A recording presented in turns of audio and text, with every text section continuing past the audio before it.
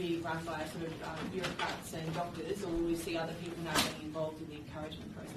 Yeah, so I'm being given responsibility for helping encourage Australians to get vaccinated as well. So we are coming through an information campaign period where we were informing those most at risk about how they could get vaccinated.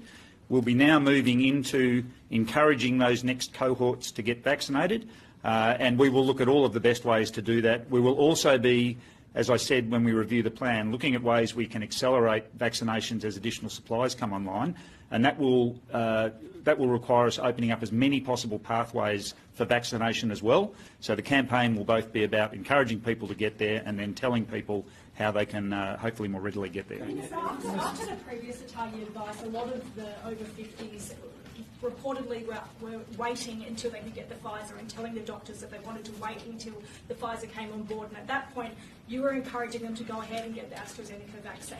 What's to stop people in the over 60 cohort now thinking if they wait long enough, they too will be able to get access to the Pfizer? And just secondly, can I just confirm this is the first time Atagi has recommended lifting the level to the over 60s for AZ?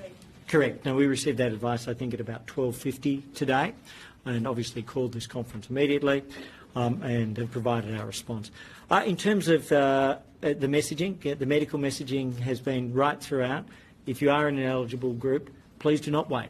That couldn't be a simpler, clearer message. And I'll take the very last question, Jono, and I apologise to others. Minister of Medics, could I ask you, how many deaths in Australia are under investigation by the TGA for people over the age of 60 relating to this vaccine? If those turn out to be linked to the vaccine, will that advice change? And you talk about the campaign relative to what's taking place at the moment.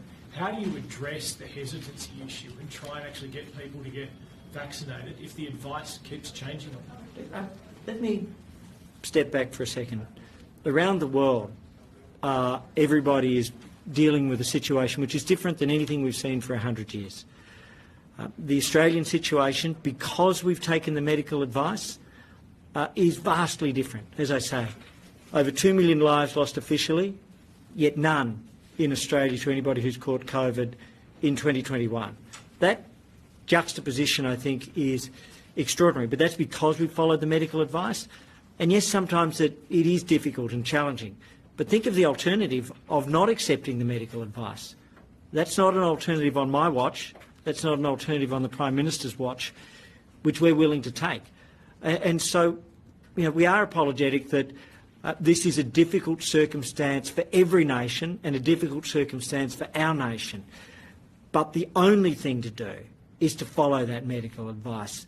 The alternative would not be responsible. So that's why we're doing what we're doing. In terms of hesitancy and